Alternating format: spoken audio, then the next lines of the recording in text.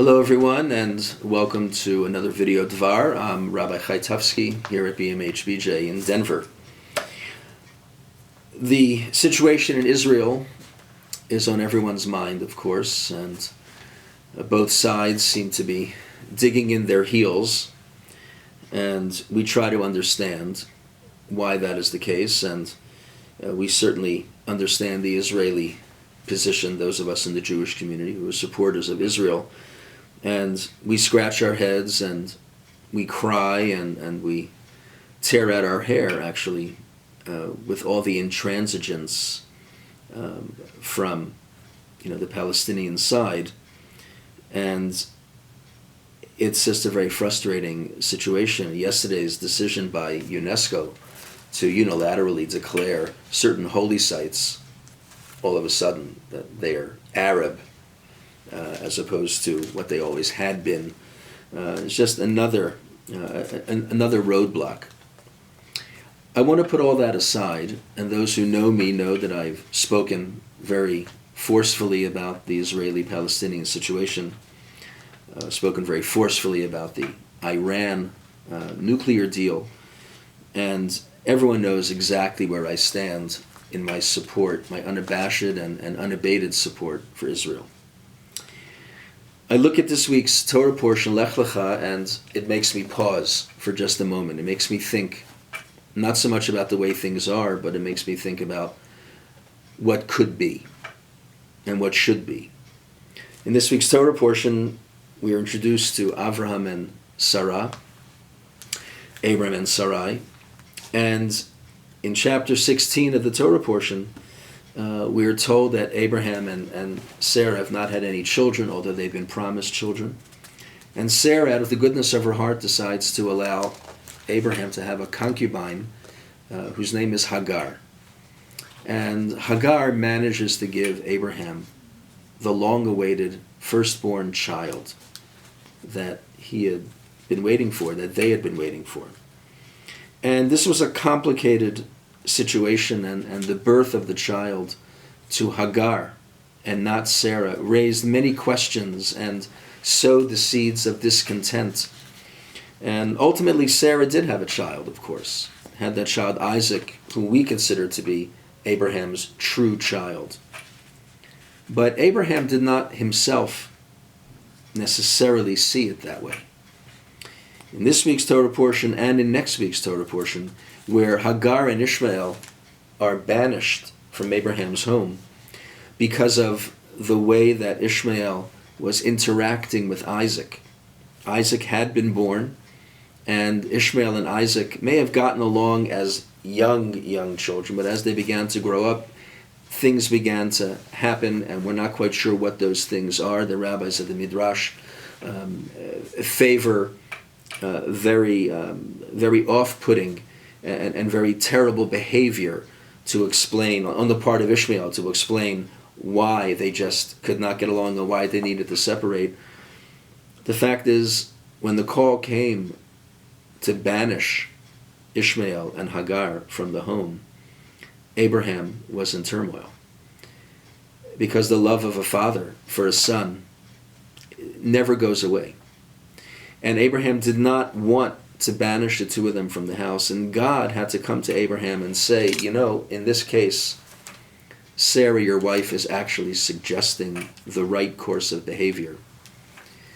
And Abraham did what God told him to do. I'd like to think he did it reluctantly. And I just want to share one half of an old story about Abraham visiting his son Ishmael many years into his life before he himself had passed away. And it says that after 3 years, Abraham went to see his son Ishmael. He had sworn to Sarah that he would not get off his camel in the place where Ishmael lived. But he arrived there at midday, and he found Ishmael's wife. He said to her, "Where is Ishmael?" And she said to him, "He and his mother went to graze the camels in the wilderness." he said to her, "Give me, please, a little bread and water, for I am terribly faint from my long journey through the desert." And she brought out bread and water and gave them to him. Abraham arose and prayed before the Holy One, blessed be He, on behalf of his son. And Ishmael's house became filled with all good things of the various blessings. When Ishmael came home, his wife told him what had occurred. And Ishmael knew that this was his father's visit, and he knew that his father's love and compassion for him remained. As it is said, like a father always has compassion for his children. I thought about this, and I thought about the tikvat Avraham, the hope of Abraham, that the banishment of Ishmael would not be permanent, and that there would still be lines of communication that would remain open, and perhaps even a reconciliation. After all, we are family. And this week here at our synagogue, as some of you may know, we have invited a rabbi from Israel, Hanan Schlesinger, and a Palestinian peace activist, Ali Abu Awad, to speak to us, to not dig in their heels, as we might expect a rabbi from the settlements in Alon Shavut and a Palestinian, a veteran of Israeli prisons, to do, but to speak to us as friends and to speak to us as neighbors, both living in Israel. This Torah portion, next week's Torah portion, really describes the tikvat Avraham, the hope of Abraham. And this Shabbat here at BMH-BJ is the hope of Abraham Shabbat. That conversation imagined by the Midrash late in life with Abraham visiting Ishmael and seeing that things are actually okay and keeping lines of communication open should not just be a Midrash, or should not just be a pipe dream. Perhaps it could be reality. This week's Torah portion makes us realize that the love of a father for his children, the love of family for each other, should really hold sway.